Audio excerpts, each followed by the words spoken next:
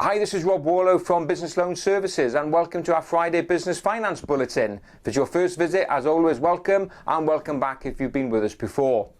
So what's been in the news this week? Well, the early part of the week, the news was probably dominated by this review that's been given to the government on RBS, Royal Bank of Scotland.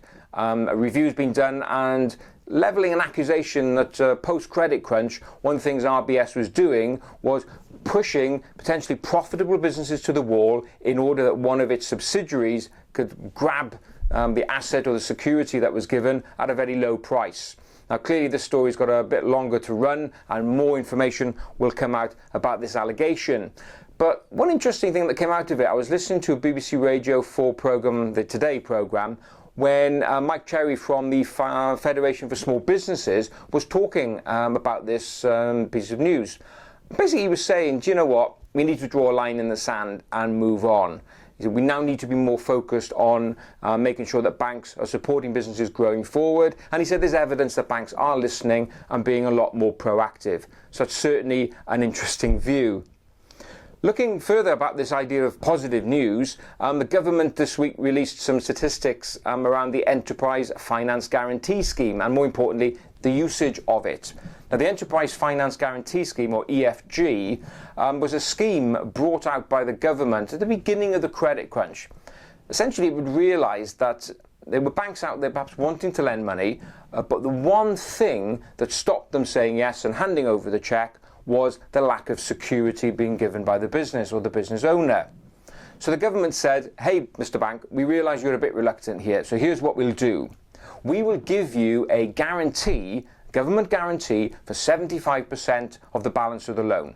So if the business should ever default, we'll pay you 75% of the loan balance outstanding at that time.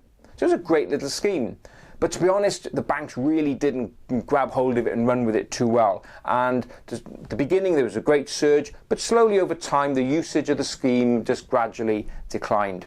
So in early 2013, the government actually decided to do some naming and shaming. And it came out and listed the banks who were doing well in it and the banks that could do better. And as a result, lo and behold, usage has started going up.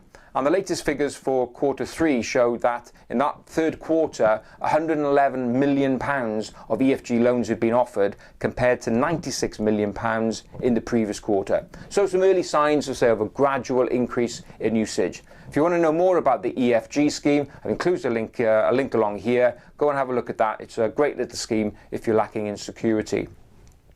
Another survey that caught my eye this week was carried out by Experian, the credit reference agency, and they had a look at sources of personal finance that business owners tap into. Now, as we all know, with the banks having been tight, many business owners have had to diversify their funding, and I'm a great believer in that.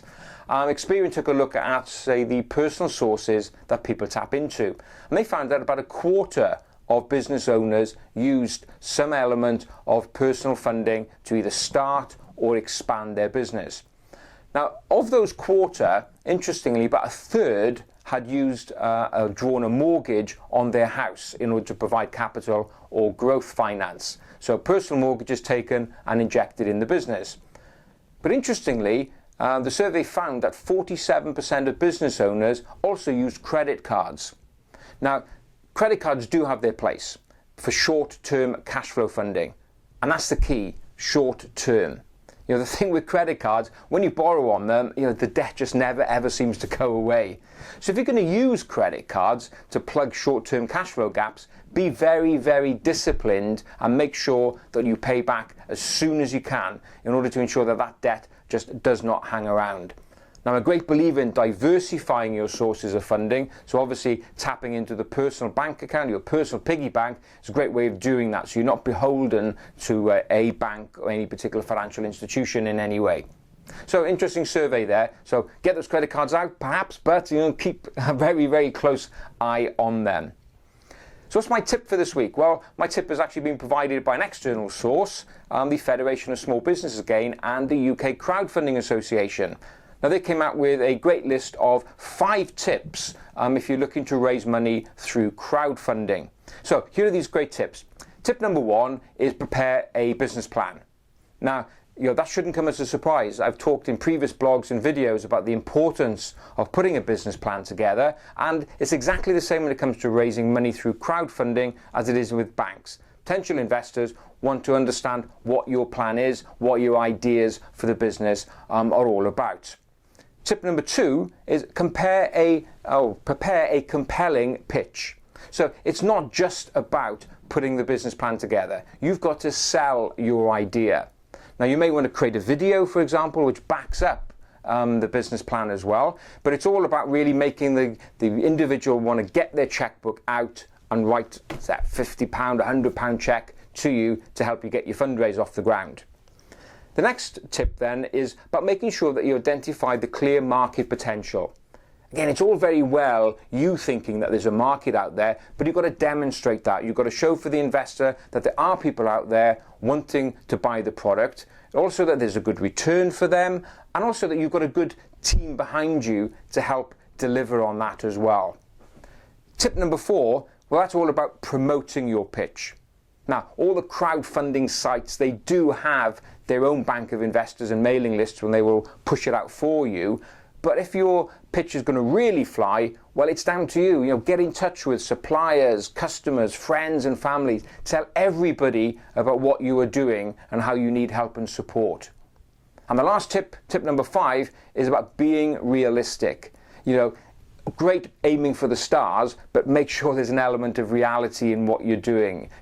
Don't overvalue your business and try and put a big figure on it. It's just not, it won't sit well with potential investors. So some great tips there from the FSB and the Crowdfunding Association, and thanks for that. So that's it for this week. Now, next week, I'm actually globetrotting again. On Sunday, I'm going out to Kuala Lumpur for 9 days. And in this business, I do a lot of seminars and workshops and public speaking, and I've been asked to go and help somebody coach on a 7-day public speakers boot camp. So I'm coming away from the finance world for a couple of days and doing some solid coaching, supporting business owners who want to get out there, get their message out by delivering seminars and workshops. So that's going to be a bit of fun, but a lot of work as well. Now, I'm hoping to be able to grab time to do my weekly bulletin. So hopefully next Friday, I'll be filming this somewhere, probably in a darkened room in a hotel in Kuala Lumpur. And if I can get some people to have a chat with as well, that would be great. So tune in next week for an edition live from Kuala Lumpur, something a little bit different. Okay, that's it. Well, have a great weekend and a great week, and I look forward to hopefully speaking to you next Friday, but if not, the following Friday. Speak soon. Have a great and profitable week.